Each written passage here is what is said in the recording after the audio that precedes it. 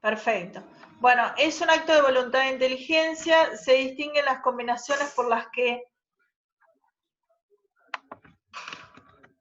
el sujeto hablante utiliza el código de la lengua con el fin de expresarse, ¿no?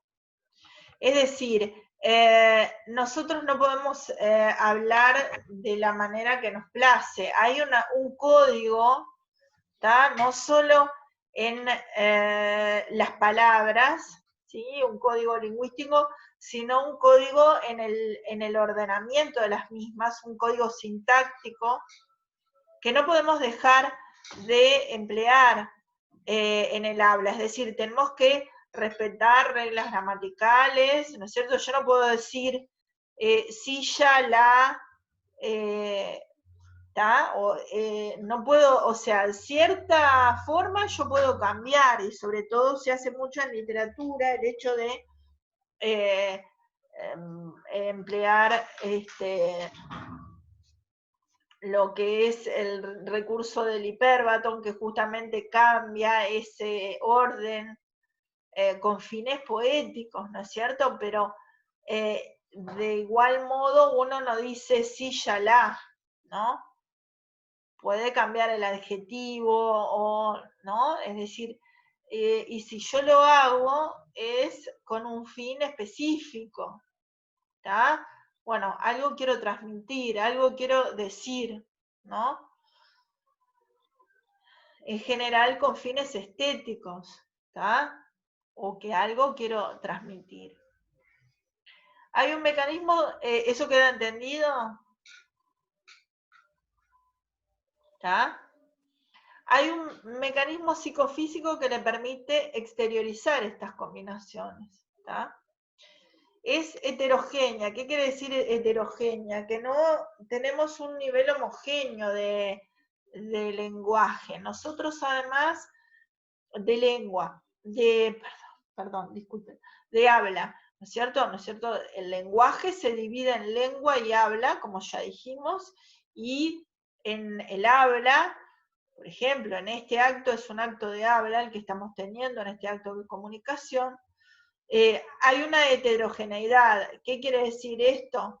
Que nosotros mismos graduamos, según con quienes estemos hablando, el nivel, ¿no es cierto? No es homogéneo, no hablamos siempre igual en todos lados. Yo no hablo igual con mis hijos que cuando estoy dando una clase. Ustedes también cuando van a dar un examen, o sobre todo en la presentación oral, no van a hablar de la misma forma que hablan en su casa, ¿no es cierto? Porque se supone que tienen que elaborar un cierto discurso en especial.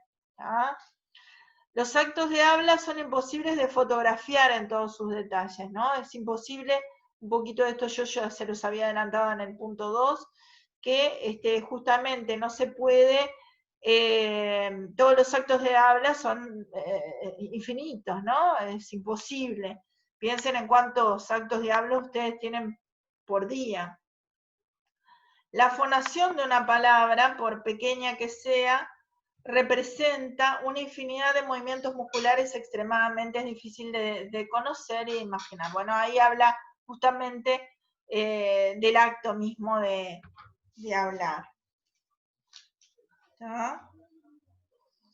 Bien, por ahí entonces estarían las diferencias que él señalaba en este capítulo. ¿Está? Bien, en cuanto, no sé si quieren hacer alguna pregunta de esta, de lo que, hasta aquí sería la primera pregunta.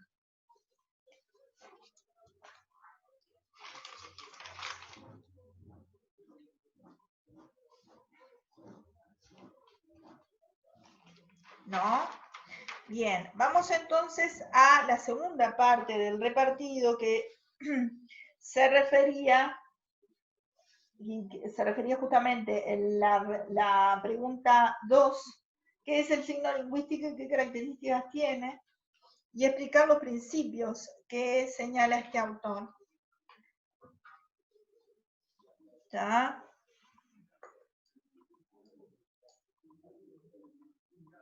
Bien, vamos a ir viendo entonces qué es ese signo lingüístico.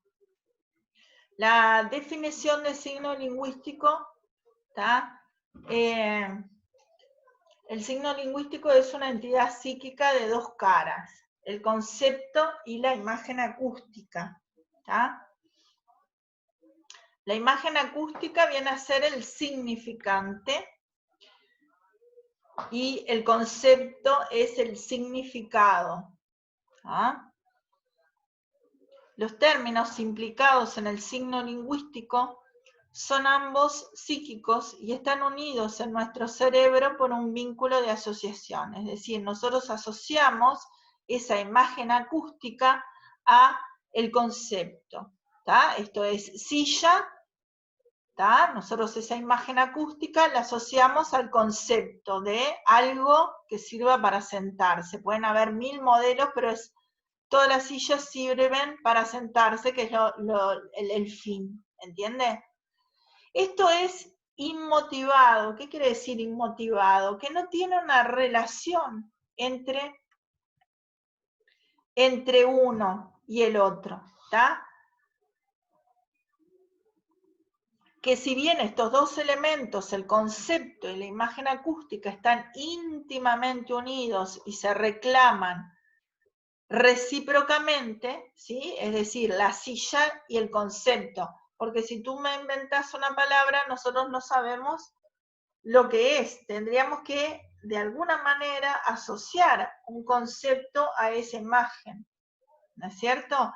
O utilizar dos imágenes para asociar y de alguna manera que se asocien, ¿tá? Esta es una manera de poetizar por la cual yo me caracterizo, que justamente divido al significante para dar otro significado, ¿tá? Por eso es difícil de entender de repente. Entonces, justamente eso genera las rupturas, ¿no? Por ejemplo, el tagia, el tango y su magia, ¿no? Entonces tenés que entrar en un mundo nuevo y eso te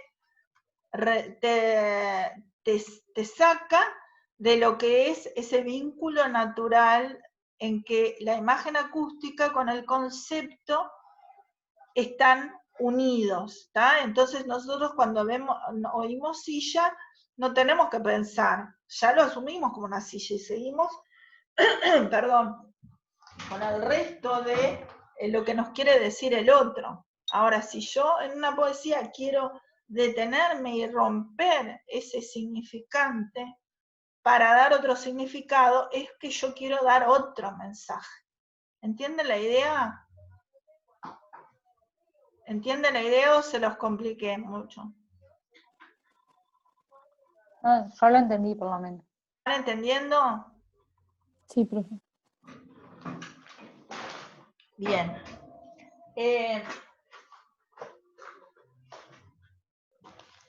Estos dos elementos, eso ya lo leí, el concepto y la imagen acústica están íntimamente unidos y se reclaman recíprocamente. Eso sería la definición, ¿tá? ¿Qué es el signo lingüístico? Y luego las características. Las características. Hay varios principios que él enumera. Tenemos, el primero es que es arbitrario. El lazo que une el significante al significado es arbitrario, es decir, arbitrario quiere decir que no hay una razón especial por la cual una manzana se llame de esa forma o una silla de esa forma. ¿Cómo lo comprobamos? Lo comprobamos por diferentes idiomas, ¿no es cierto?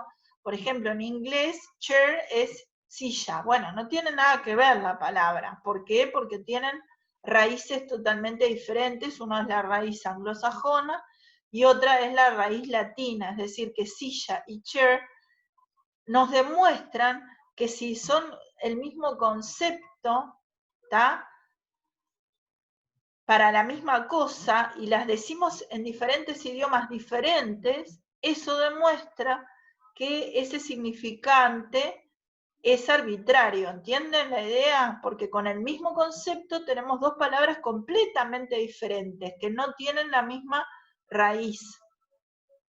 ¿Queda?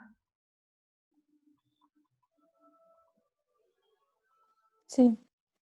No sé si quieren que escriba eso.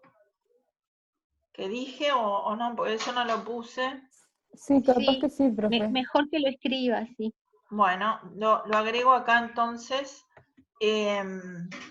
Sería entonces, por ejemplo, o lo comprobamos. Ah, esperen que queda chica la letra.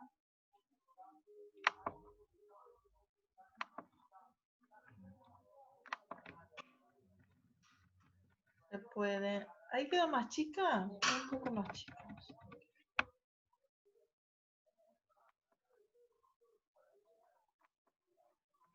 Se puede entonces.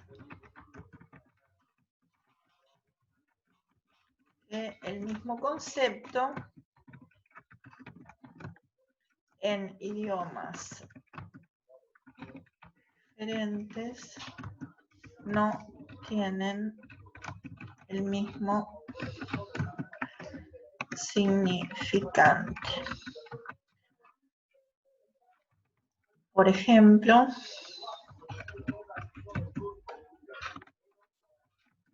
silla y en español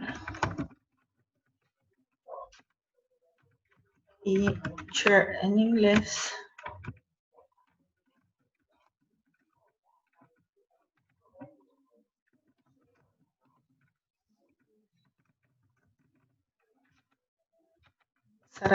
mejor dicho, se refieren al mismo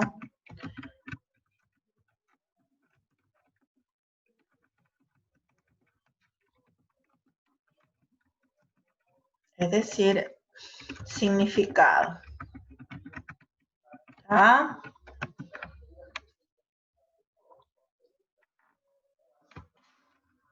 Entonces, no hay una relación entre ese nombre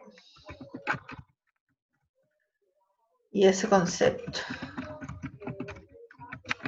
¿Queda claro? ¿Queda?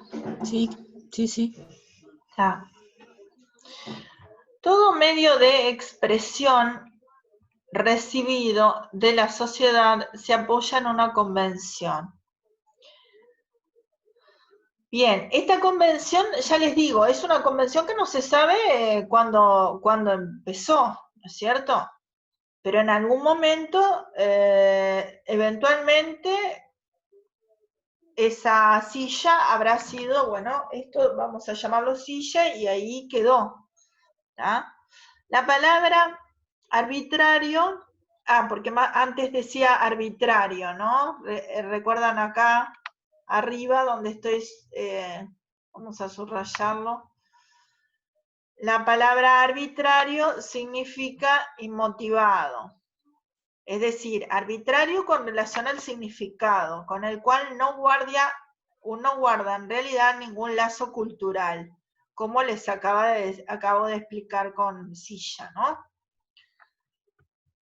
El símbolo, en cambio, tiene por carácter no ser completamente arbitrario. Acá lo que explica el autor es que hay una diferencia entre lo que sería el símbolo, porque no estaría totalmente vacío, ¿tá? Ya que hay un rudimento de vínculo natural entre el símbolo y lo que significa, ¿tá?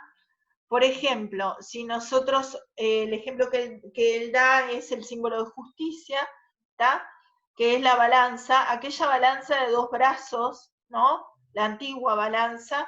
Entonces ahí hay un rudimento de significación. ¿Por qué? Porque justamente el equilibrio entre esos dos brazos de la balanza generan la idea de la igualdad se asocia con la justicia, ¿tá? Y él dice que no podría sustituirse con otro objeto cualquiera, entonces piénsese en sustituir eso por otro objeto, ¿no? Es decir, no sé, un lápiz, bueno, no, porque un lápiz no representa la justicia, ¿no? Es decir, lo que decía es que hay un rudimento de relación entre lo que es el símbolo y el elemento en sí, ¿tá? Por eso decía que el símbolo no es inmotivado como lo es el signo. ¿Tá? Profe, una pregunta. Entonces, el signo sería como las letras que forman las palabras y el símbolo es como el dibujito que representa algo, ¿o sería así? Claro, está hablando del símbolo en el sentido de... El símbolo tiene... él distingue al símbolo del signo, ¿no es cierto? El símbolo tendría algo cultural, ¿tá? Que se asocia de alguna forma, ¿tá? Habría algún rudimento de relación entre esa imagen acústica que representa, en este caso, la balanza, a lo que es la justicia, ¿no? Y que tiene también una parte cultural, y además, fíjense que si ustedes piensan en la balanza actual, la balanza que nos pesamos ahora, que es chata, ya no parecería tener tanta vinculación, ¿no es cierto?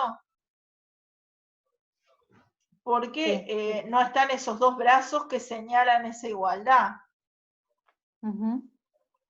¿Tá? Me ha pasado muchas veces cuando estudiamos los símbolos que, bueno, generaciones más chicas que no tienen en mente aquella balanza, ¿no? Que es la balanza del escudo, por ejemplo, entonces no lo relacionan la balanza a la igualdad o a la justicia, porque hay un rudimento de lo que es justamente el significado que se ha perdido con la relación del significante que uno asocia ahora a lo que es una balanza de las comunes, ahora que hay para pesarse, ¿no?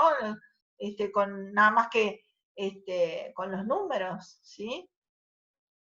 Bueno. Hasta ahí habíamos llegado con los otros compañeros. Ahora entonces vamos a dar los siguientes principios que nos llegamos. Ahí también hablaba, ¿sí? Hablaba de dos objeciones. Primero habla del símbolo y después habla, dentro de este mismo principio, habla de dos, destaca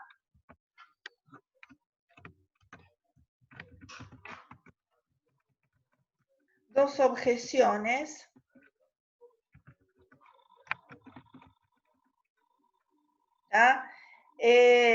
que se podrían hacer este principio.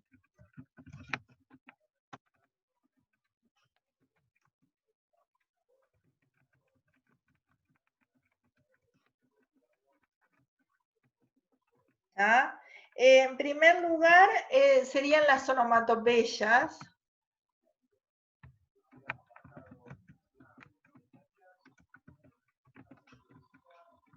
¿Sí? Las onomatopeyas, por ejemplo, lo que es, por ejemplo, ¿vieron lo que nos referimos al tic-tac del reloj, por ejemplo? ¿Está? Glu glu para hablar del agua, ¿no? Es decir, las onomatopeyas son esas palabras que imitan algún sonido, ¿tá? Que se asocia, entonces tendría, por eso lo pone como objeción, se asocia de alguna manera, con lo que representa, ¿no es cierto? Pero dice que ese tipo de onomatopeyas auténticas, ¿tá? De las del tipo que yo les decía, tic-tac y glu-glu, dice que no solamente son escasas, sino que su elección ya es arbitraria en cierta medida, porque no son más que la imitación aproximada y ya medio convencional de ciertos ruidos.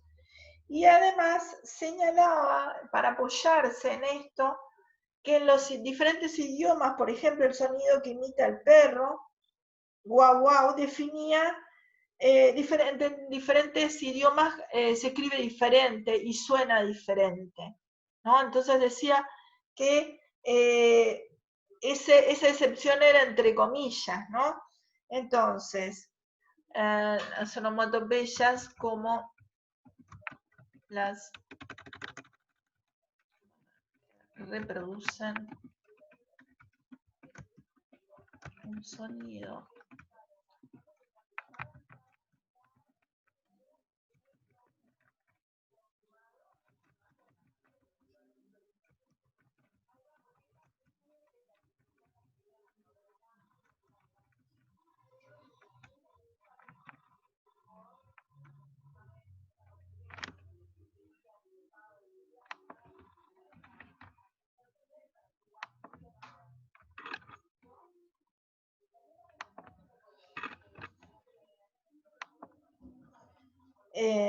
lo que dice para sintetizarles es que su elección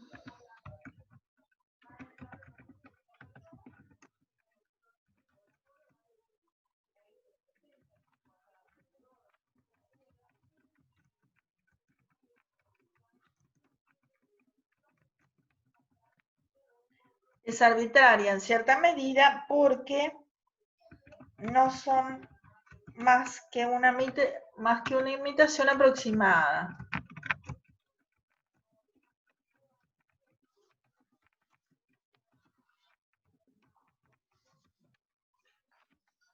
¿Ya? Y una vez que se han introducido en la lengua,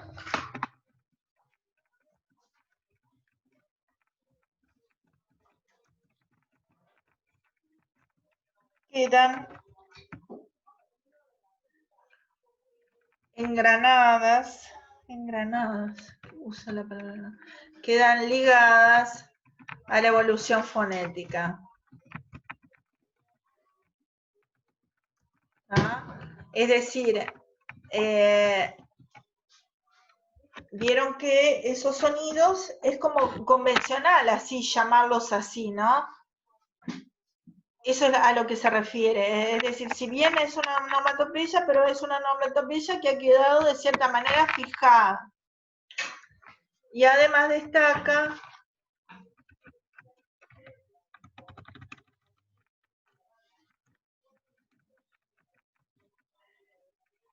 sostiene la diferencia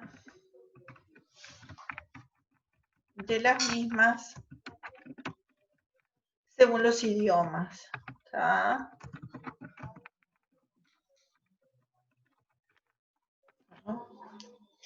Bien.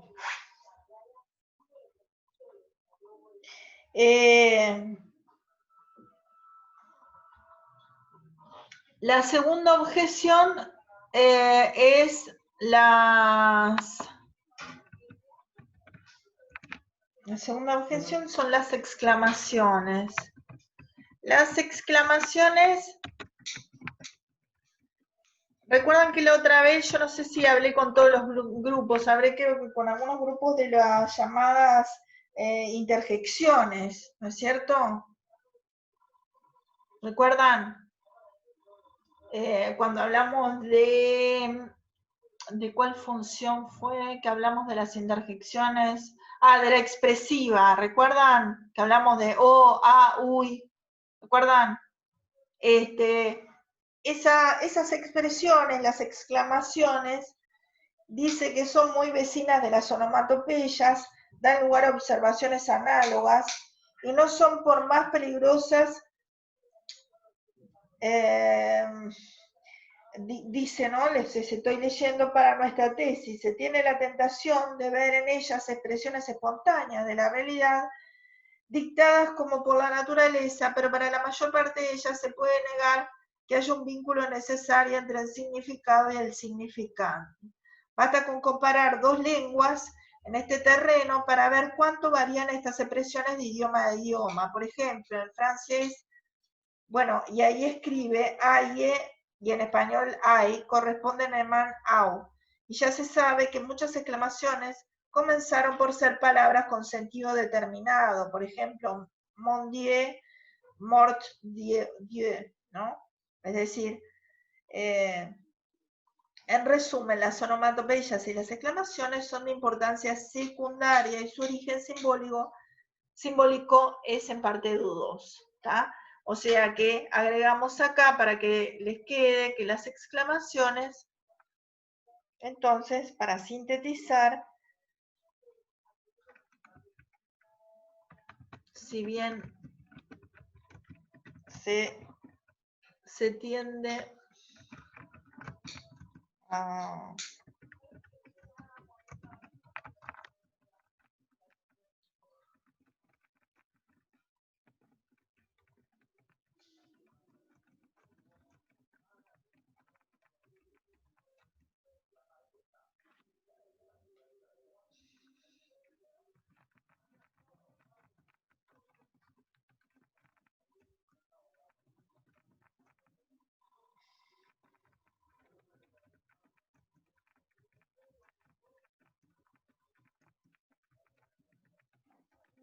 Se puede negar que haya un vínculo necesario.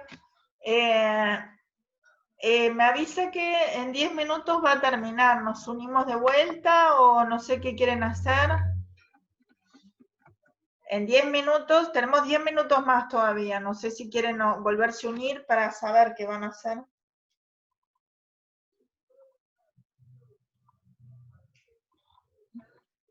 ¿Van a unirse de vuelta? Yo, profesora, yo al menos no me voy a volver a unir porque tengo que entregar otro trabajo ahora y para mí ya está. Y muchas gracias, pues está muy buena la clase. Bueno. No sé, Yo las tampoco demás. no, yo no me puedo volver a unir porque tengo también otra cosa que hacer, pero me quedo hasta que termine esta. Bueno, Sí, perfecto. claro. Yo también, yo me quedo hasta que termine. Está perfecto, Sí, a mí me perfecto. pasa lo mismo. Tenemos otra entrega para el día de hoy y tengo que todavía terminar de Está, charla. por eso. Pero Entonces, Tenemos que revisar ahora, la digamos, entrega. hacemos hasta cuando se cierre. Cuando se cierre, yo después, hoy no, le pasaré, mañana o pasado les paso esto. Bueno, mañana es sábado, capaz que tengo tiempo. Ya les paso tanto el repartido como lo otro. Igual quedan 8 minutos 30. Bien, entonces esperen a ver, terminamos. Si bien se tiende a ver en ellas expresiones espontáneas de la realidad, para la mayoría de ellas se puede negar que haya un vínculo necesario entre el significado y el significante. ¿Tá? Esto lo demuestra la comparación de diversas interjecciones en diferentes idiomas. Por ejemplo,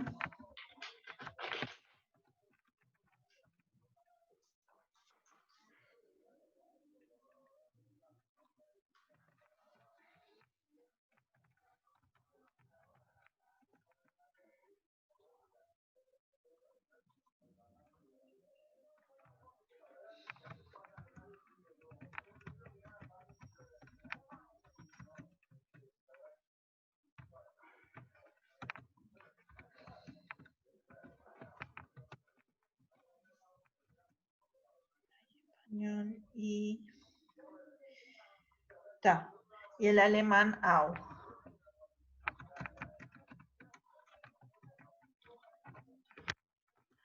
Es decir, que en cierto sentido también sería aprendido esto. ¿Entienden la idea?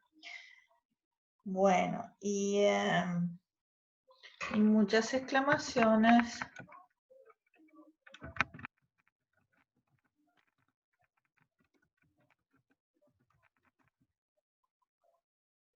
surgieron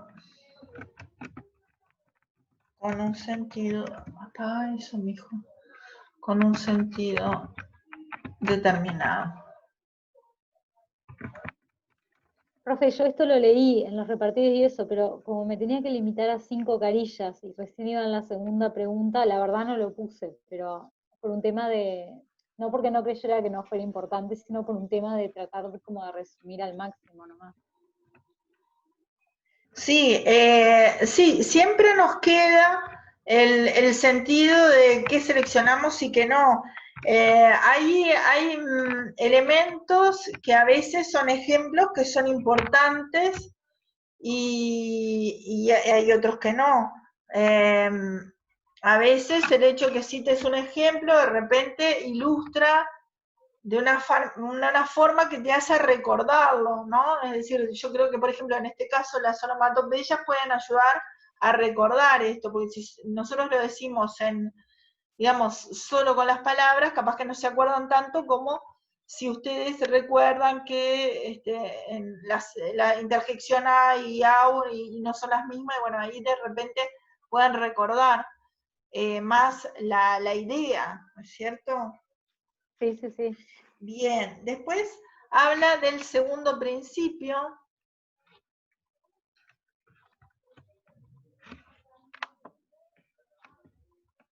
Me quedan 5 minutos nomás, pero vamos poniendo.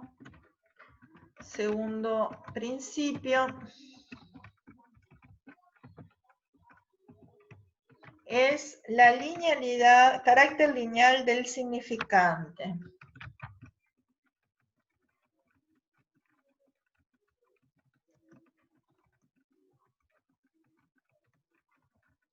¿Ah?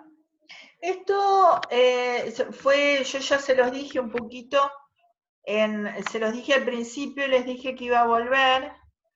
Es la idea que yo les decía de que tanto de forma auditiva como la parte escrita es una linealidad, tanto en el tiempo como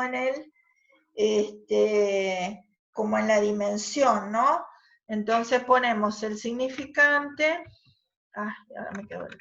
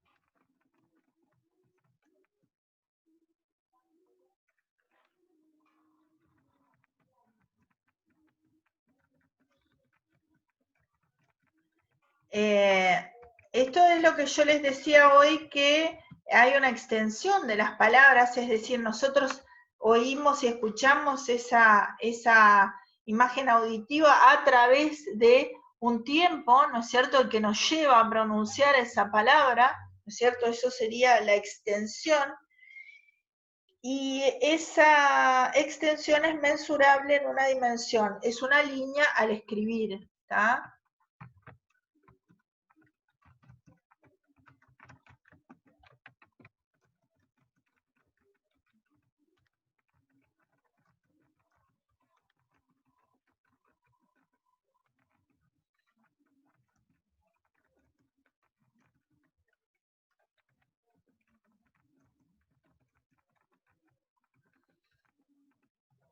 ¿Ah? Dice que este principio es evidente, pero parece que siempre se ha desdeñado el enunciarlo, sin duda, porque se le ha encontrado demasiado simple. Sin embargo, es fundamental y sus consecuencias son incalculables. Dice que su importancia es igual a la de la primera ley. ¿Tá? Todo mecanismo de la lengua depende de este hecho. ¿Ah? Por oposición a los significantes visuales, señales marítimas, por ejemplo, que pueden ofrecer complicaciones simultáneas en varias dimensiones, los significantes acústicos no disponen más que de la línea del tiempo. Sus elementos se presentan uno tras otro formando una cadena.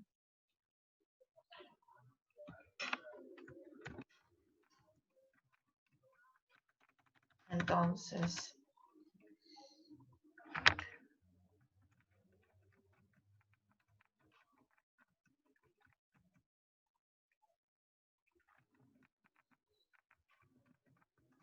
ahora sí, falta menos de un minuto, les digo hasta luego para que no quede así cortado sin saludar.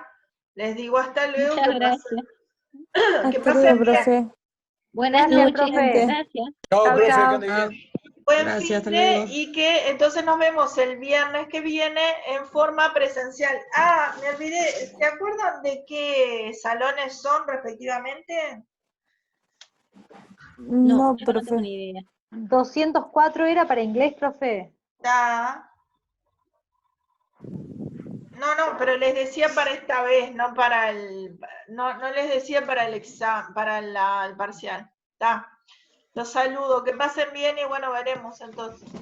Buenas noches, que pasen muy Chao. bien. Gracias. Bueno, muchas gracias. Chao, hasta luego, buenas Igualmente. noches. Chao, Chao, chao. chao.